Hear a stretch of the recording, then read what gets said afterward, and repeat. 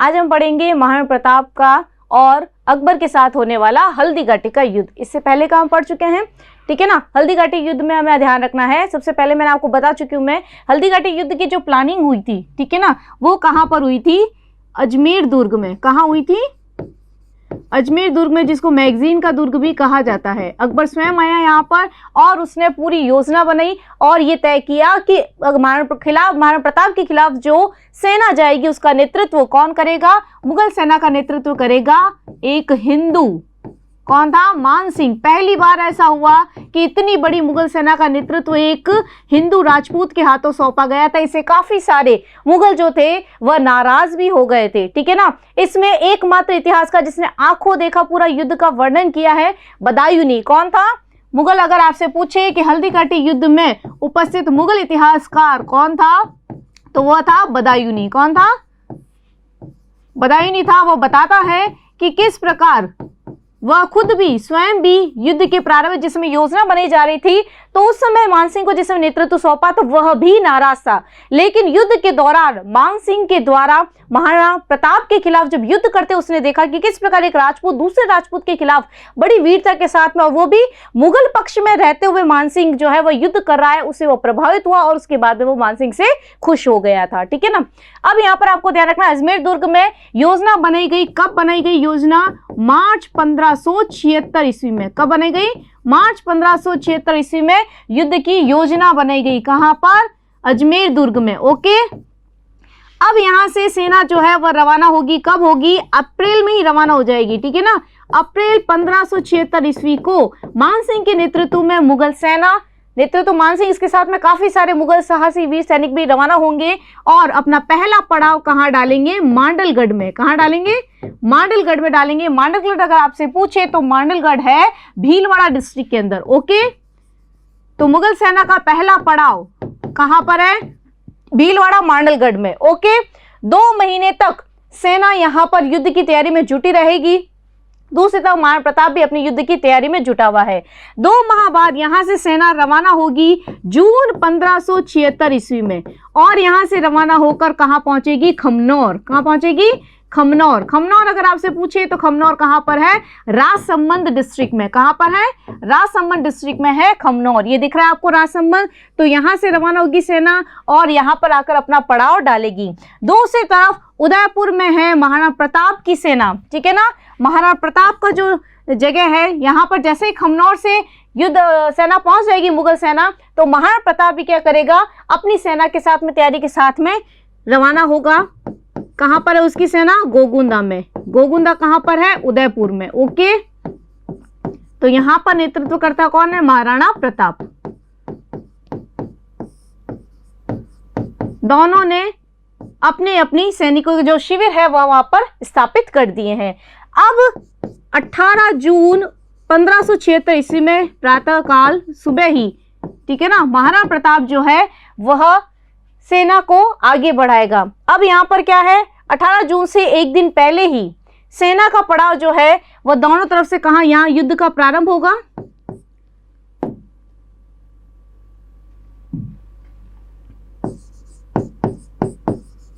अब यहाँ पर युद्ध के प्रारंभ में मैं आपको बताती हूँ कि कैसे है युद्ध का प्रारंभ। ये आपको दिख रहा है, एक तरफ है ये उदयपुर वाला क्षेत्र और उसके ऊपर आ रहा है ये राजसमंद वाला क्षेत्र। इन दोनों के बॉर्डर पर बीच में क्या है? वैसे वर्तमान में अगर देखा जाए तो हल्दी घाटी जो है वह कहां पर आएगी? आपके राजसमंद डिस्ट्रिक्ट में आएगी, ठीक है ना। कहां पर आएगी? राजसमंद डिस्ट्रिक्ट में आएगी। तो हम यहाँ मानते हैं हल्दी घाटी। ओके, ऊपर की तरफ कौन है? यहाँ पर मानसिंह की सेना। मानसिंह की सेना कहां पर स्थित है? खमनौर से थोड़ी आगे आएगी और कहां अपना शिविर स्थापित करेगी? मौलेला गांव में। याद रखना है आपको, मौलेला गांव में कौन है? मुगल सेना मानसिंह के नेतृत्व अपना शिविर डाला है। बीच में है हल्दी घाटी, दोनों के बीच 6 किलोमीटर की दूरी है। और इस तरफ गोगुंदा की तरफ यानी उदयपुर की तरफ कौन सी जगह है? लोसिंग गांव। कौन सा गांव है?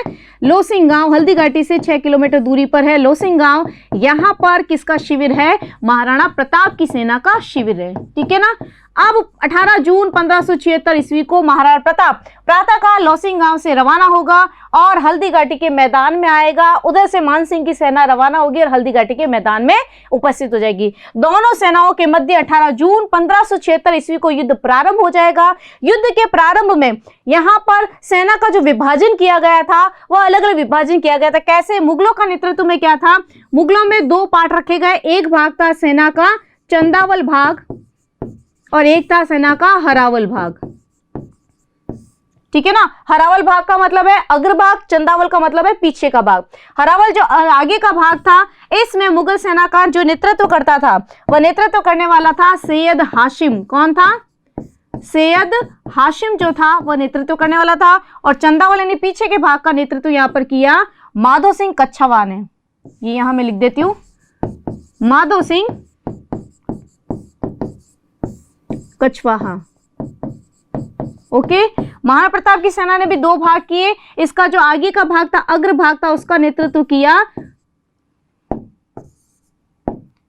करने वाला था हाकिम खां सूरी।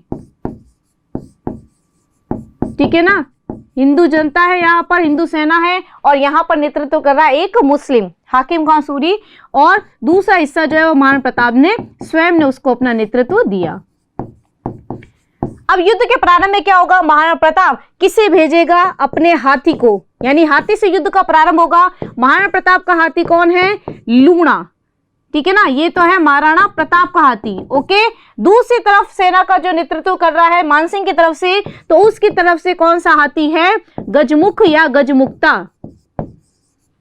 ठीक है ना, गजमुख या गजमुक्ता नाम का जो हाथी है वह यहां पर किसकी तरफ से है? मानसिंह की तरफ से। ओके, दोनों के मध्य संघर्ष होगा। यहां पर गजमुख हाथी के खिलाफ लूणा हाथी को जो उतारा गया है, तो लूणा हाथी जो है वो बहुत ही वीरता के साथ में, उसका जो महावत है वीरता के साथ में आक्रमण करता है। युद्ध का सारा पक्ष जो है वह राजपूतों के हाथ में होता है। यहां पर गजमुख को हराने ही वाली होती है सेना, लेकिन उससे पहले ही क्या होता है कि लूणा पर जो महावत बैठा होता है उसके तीर लग जाने की वजह से वह घायल हो जाता है। ऐसी घायल अवस्था के कारण लूणा को वापस लौटना पड़ता है और गजमुख विजयी हो जाता है।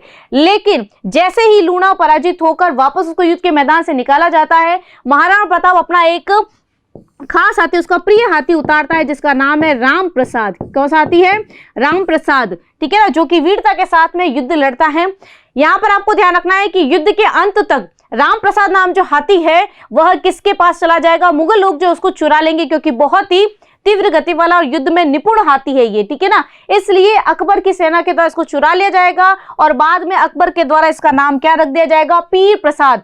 इंपॉर्टेंट क्वेश्चन है आपके कंपटीशन लेवल में भी कि महाराणा प्रताप के हाथी का नाम क्या था? राम प्रसाद, और उसका नाम अकबर के द्वारा बाद में क्या रख दिया गया था? पीर प्रसाद रख दिया गया था। ठीक है ना, अब युद्ध के पहले चरण में राजपूत सेना बड़ी जोश जोश के साथ में मुगलों के विरुद्ध संघर्ष कर रही है। ऐसा लग रहा है कि मुगल सेना जो पराजित होने वाली है। युद्ध के पहले चरण में सैयद हाशिम जो है वह घायल होकर घोड़े से नीचे गिर जाता है। आसफ खां भागता हुआ मुगल सेना के मध्य में आकर चिल्लाना शुरू कर देता है। अब उनमें जोश भरने के लिए क्या है, वहां पर ऐसा कहा जाता है कि हमारे जो सम्राट है, सुल्तान जो है, बादशाह जो है वो स्वयं युद्ध में, अकबर बादशाह जो है वो स्वयं युद्ध में पधारा है, यानी सेना में जोश भरने के लिए। ठीक है ना, तो यहां पर सेना को वापस जोश आता है। माधो सिंह कछवा भी युद्ध के आगे सेकंड चरण में आगे आता है। ठीक है ना, क्योंकि सैयद हाशिम जो है वह बेहोश हो जाता है, घायल हो जाता है।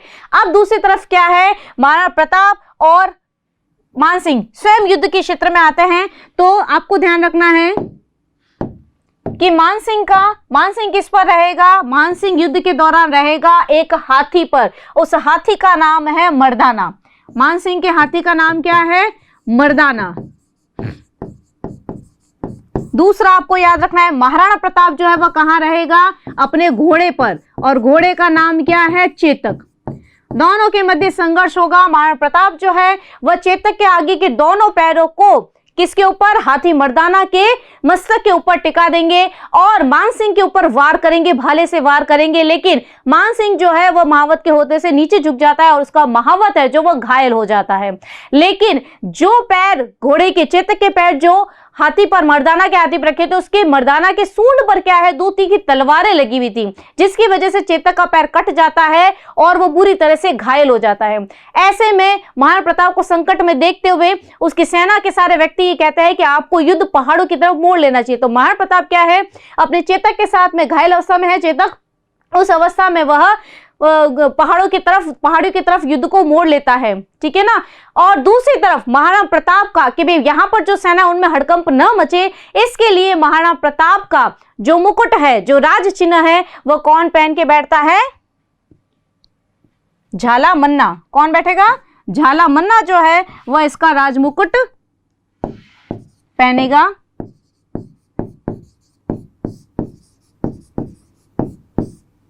ठीक है ना, झाला मन्ना जो है वह इसका मुकुट पहनकर युद्ध का पूरा नेतृत्व करेगा। ओके, ये चीज आपको ध्यान रखनी है कि ये कई बार क्वेश्चन पूछा जाता है कि युद्ध के दौरान महाराणा प्रताप का जो मुकुट है वह धारण करने वाला व्यक्ति जो था वह कौन था, आपको ध्यान रखना है। तो महाराणा प्रताप के युद्ध के दौरान महाराणा प्रताप का मुकुट धारण करने वाला जो व्यक्ति था वह कौन था, झाला। अब मुगल सेना जो महाराणा प्रताप का पीछा नहीं करती, पहाड़ी इलाके में नहीं जाती है, इसके कारण पूछे जाते हैं कि क्यों मुगल सेना ने महाराणा प्रताप की सेना का पीछा नहीं किया। इसके पीछे 3 प्रमुख कारण है। सबसे पहला कारण रखना है, आप याद रखना आपको, जून की भीषण गर्मी, कि जून में इतनी गर्मी थी कि वह पहाड़ी इलाकों में सेना बढ़ने को तैयार नहीं थी।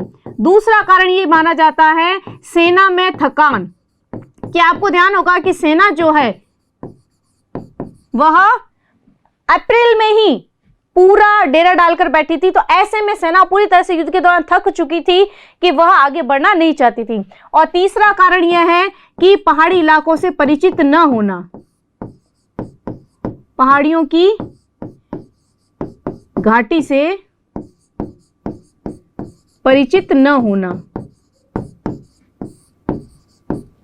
ठीक है ना। ये 3 कारण थे कि भी पहाड़ी इलाकों में हो सकता है महाराणा प्रताप कहीं घात लगाए बैठा और हमारी मुगल सेना पर आक्रमण करेगा तो हम उसको विजित नहीं कर पाएंगे। तो ये 3 कारण थे जिसकी वजह से मुगल सेना ने उसका पीछा नहीं किया। अब आपसे यह क्वेश्चन पूछा जाता है कि क्या यह युद्ध किसके पक्ष में रहा, तो यह युद्ध बिल्कुल तरह से किसके पक्ष में रहा, महाराणा प्रताप के पक्ष में रहा। इस युद्ध को अनिर्णायक भी कह सकते हैं, लेकिन जो ज्यादा पक्ष रहेगा वो किसके पक्ष में रहेगा, महाराणा प्रताप के पक्ष में रहेगा। कारण क्या है, इसके भी कुछ कारण है जिसके आधार पर हम कह सकते हैं कि यह जो संघर्ष था, युद्ध था, किसके पक्ष में रहा, महाराणा प्रताप के। पहला कारण तो क्या है कि इसमें मुगल सेना महाराणा प्रताप को पराजित करने में सक्षम नहीं हो पाई थी, हारा नहीं था प्रताप, इसलिए हम नहीं कह सकते कि अकबर इससे विजित हुआ।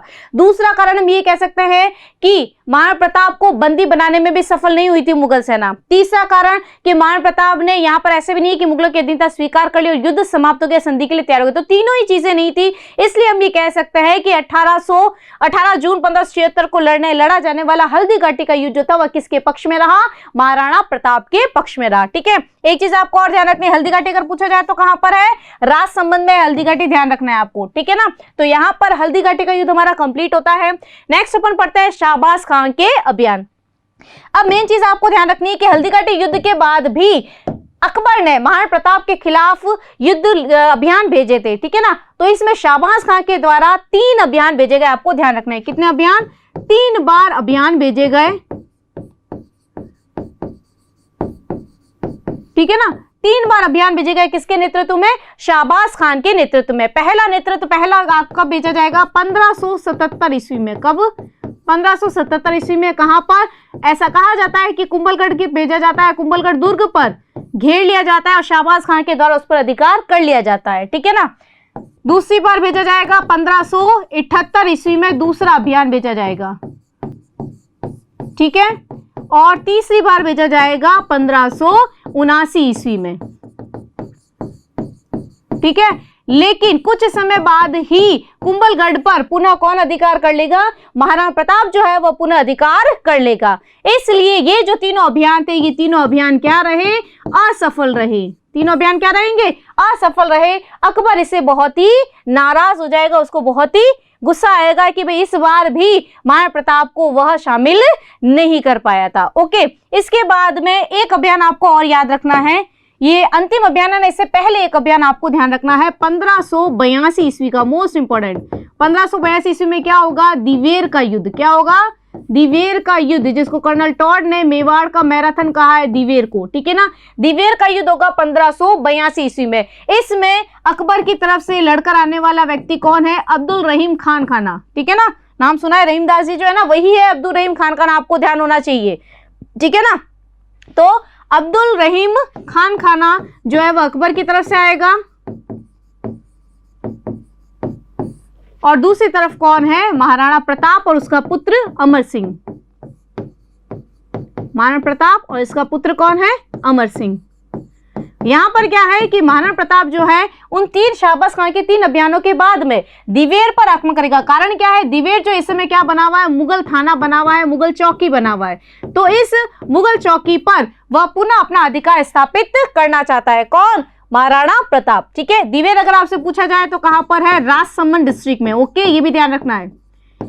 तो महाराणा प्रताप जो है वो अमर सिंह के साथ में मिलकर दिवेर पर आक्रमण करता है। दिवेर पर यहां पर कौन है? अब्दुल रहीम खान खाना और उसका पूरा परिवार, ठीक है ना। इसके बच्चे और इसकी पत्नी वगैरह भी इसमें साथ में होते हैं। ऐसा कहा जाता है इस युद्ध के दौरान अमर सिंह के द्वारा दिवेर का जो थाना है यहाँ का जो संरक्षक नियुक्त किया गया है, किसको नियुक्त किया गया था? सुल्तान खां को। किसको नियुक्त किया गया था? सुल्तान खां को नियुक्त किया गया था। इस सुल्तान खान पर भाले से वार किया जाता है अमर सिंह के द्वारा, और वो भाला जो है उसके घोड़े को पूरा आर पार करता हुआ निकलता है, ठीक है ना। तो इस तरह से सुल्तान खान जो है इसमें मारा जाता है, और अमर सिंह के द्वारा यहाँ पर अब्दुल रहीम खान खाना की जो स्त्री और बच्चे हैं, उनकी बीवी और बच्चे जो है उनको अमर सिंह के द्वारा बंदी बना लिया जाता है। ऐसे में महाराणा प्रताप अमर सिंह से नाराज हो जाता है और उन स्त्री और बच्चों को ससम्मान वापस मुगल शाही शिविर में लौटाने के लिए कहता है। मतलब ये उसकी एक प्रमुख विशेषता है महाराणा प्रताप की कि उसने स्त्रियों के प्रति ऐसी नीति अपनाई थी। तो ये चीज आपको ध्यान रखनी है। यहाँ पर सुल्तान खान जो है वह घोड़े के आर पार हो जाएगा, भाला जो लगाया जाएगा अमर सिंह के द्वारा, और यहां पर ये इसको विजय प्राप्त नहीं होगी इस अभियान में भी। अंतिम अभियान जो आपको ध्यान रखना है वह अंतिम अभियान होगा 1584 ईस्वी में। कब होगा? 1584 ईस्वी में अंतिम अभियान होगा, और किसके नेतृत्व में भेजा जाएगा? जगन्नाथ कच्छावा। कौन होगा?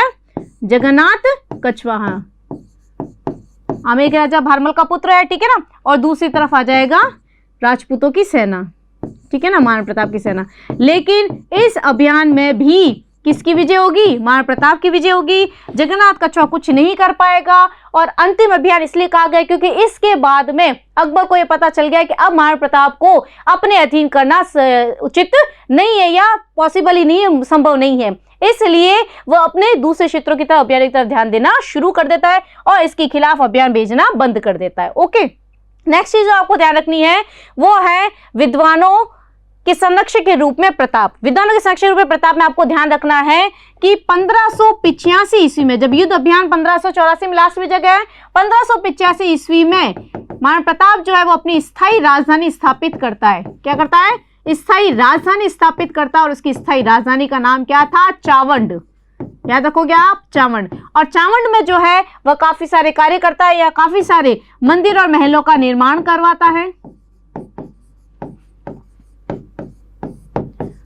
मंदिर व महलों का निर्माण करवाता है। किसके द्वारा? महाराणा प्रताप के द्वारा। ऐसा कहा जाता है कि उसके अंतिम जो 12 वर्ष थे वह चावंड में वो बहुत ही शांतिपूर्वक यहाँ पर बिताता है। मंदिर और महलों का निर्माण करवाता है। इसके अलावा महिलाओं और बच्चों को किसी का भय नहीं हो, किसी आक्रमण का भय नहीं हो, तो उनके लिए आंतरिक सुरक्षा की व्यवस्था करता है, ठीक है ना, आंतरिक सुरक्षा की व्यवस्था करता है। इसके अलावा शिक्षा के प्रचार प्रसार के लिए शिक्षा प्रसार का या शिक्षा प्रबंध का कार्य करता है, ठीक है ना। अब यहाँ पर जो रहने वाले दरबारी कवि है उनको भी आश्रय प्रदान करता है। अब मेन जो विद्वानों के संरक्षक रूप में अगर आपसे कहा जाए तो प्रमुख रूप से आपको किसका नाम याद रखना है? जो प्रमुख विद्वान था चावंड का, कौन था? प्रमुख विद्वान चक्रपाणि मिश्र। कौन था? चक्रपाणि मिश्र।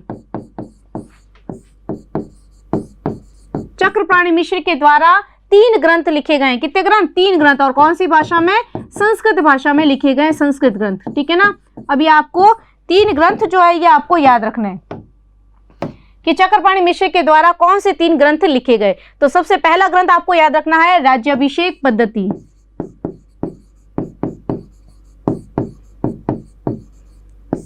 पहला कौन सा है? राज्याभिषेक पद्धति। दूसरा है मुहूर्तमाला और तीसरा है विश्व वल्लभ। ये तीनों ग्रंथ जो है वह किस भाषा में लिखे गए हैं? संस्कृत भाषा में लिखे गए हैं। ऐसा कहा जाता है कि राज्याभिषेक पद्धति जो है इसमें किसी भी महाराणा के गद्दी धारण करने पर जो पद्धति अपनी जाती है उसका उल्लेख किया गया है। मुहूर्तमाला के अंतर्गत जो है वह ज्योतिष शास्त्र का वर्णन किया गया है और विश्व वल्लभ के अंदर उद्यान विज्ञान का वर्णन किया गया है। तो ये तीन जो है वह किसके द्वारा लिखे गए हैं? चक्रपाणि मिश्र के द्वारा लिखे गए हैं। नेक्स्ट जो आपको ध्यान रखना है, चक्रपाणि मिश्र के बाद में वह दूसरा आपको याद रखना है कि प्रताप के काल में ही भामाशाह के भाई जो थे ताराचंद, ठीक है ना, भामाशाह का आपको याद रखना है कि हल्दीघाटी युद्ध के दौरान समाप्ति के बाद में ये जब शाहबाज खां के अभियान वगैरह होंगे ना, उस समय भामाशाह और ताराचंद के द्वारा उनको 25 लाख रुपए और 20,000 के आसपास अशर्फियां वगैरह मतलब उसको धन की सहायता दी जाती है। इसलिए उनका भामाशाह का इतिहास में नाम बहुत ही प्रसिद्ध है कि वो अपनी सारी संपत्ति जो है वो महाराणा प्रताप को दे देते हैं। किसके विरुद्ध? मुगल अभियान की तैयारी करने के लिए, ठीक है ना। तो मुगलों के विरुद्ध पूरी तैयारी करने के लिए दान दे दिया जाता है, इसलिए भामाशाह जो वो इतिहास से बहुत ही प्रसिद्ध थे। इसके बाद आपको ध्यान रखना, मैंने बताया कि 1595 ईस्वी में ताराचंद और इनकी देखरेख में प्रताप के काल में ही एक कथा लिखी जाती है। किसके द्वारा? काव्य ग्रंथ लिखा जाता है। किसके द्वारा? हेमरत्न सूरी के द्वारा। हेमरत्न सूरी के द्वारा एक काव्य ग्रंथ लिखा जाता है। किसके ऊपर है? पद्मिनी और गोरा बादल की, ठीक है ना। गोरा बादल जो कि पद्मिनी के प्रमुख सेनापति थे जिनके द्वारा युद्ध का नेतृत्व किया जाता है और वहां पर वो बलिदान हो जाते हैं, उनका शहीद हो जाते हैं, ठीक है ना। तो कौन सी कहानी? वह गोरा बादल कथा, गोरा बादल कथा पद्मिनी चौपाई।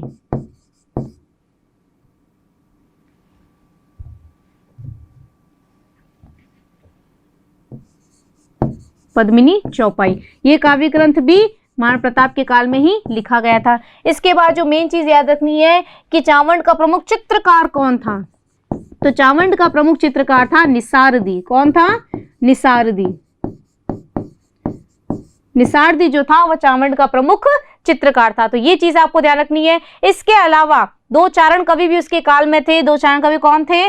दो चारण कवियों का भी उल्लेख मिलता है उसके दरबार में जो थे। चारण कवि कौन होते हैं? जो युद्ध के दौरान राजा महाराजाओं की प्रशंसा में लिखते हैं। तो चारण कवि में आपको नाम याद रखना है। पहला है रामा साधु। पहला कौन है? रामा साधु याद रखना है। दूसरा है माला साधु,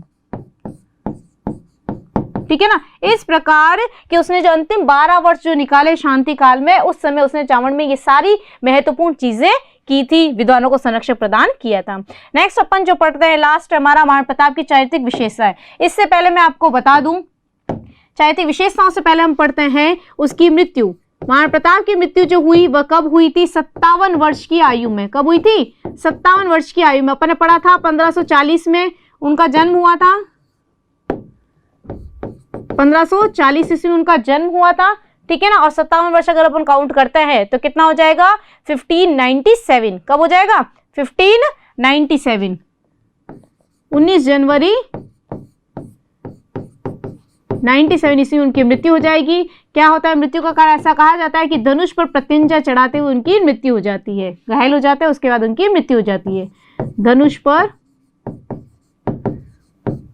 प्रत्यंचा चढ़ाते हुए,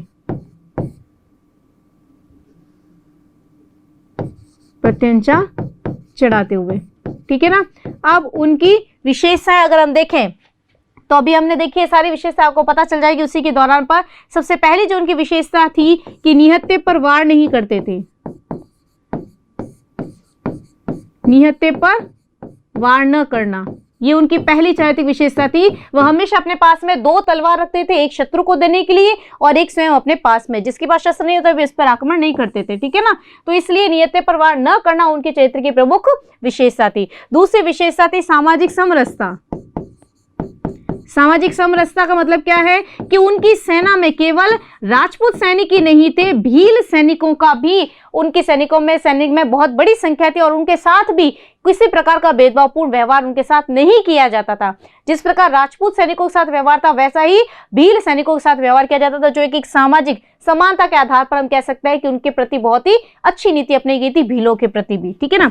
तीसरी उनकी जो चारित्रिक विशेषता है वह है स्वतंत्रता प्रेमी। स्वतंत्रता प्रेमी मतलब कि उन्होंने अंतिम समय तक मुगलों की अधीनता स्वीकार नहीं की। ठीक है ना। तो स्वतंत्रता प्रिय थी, उनको मुगलों के अधीन नहीं गए वो। ठीक है। नेक्स्ट उनकी जो विशेषता है वह है धर्म रक्षक। धर्म रक्षक व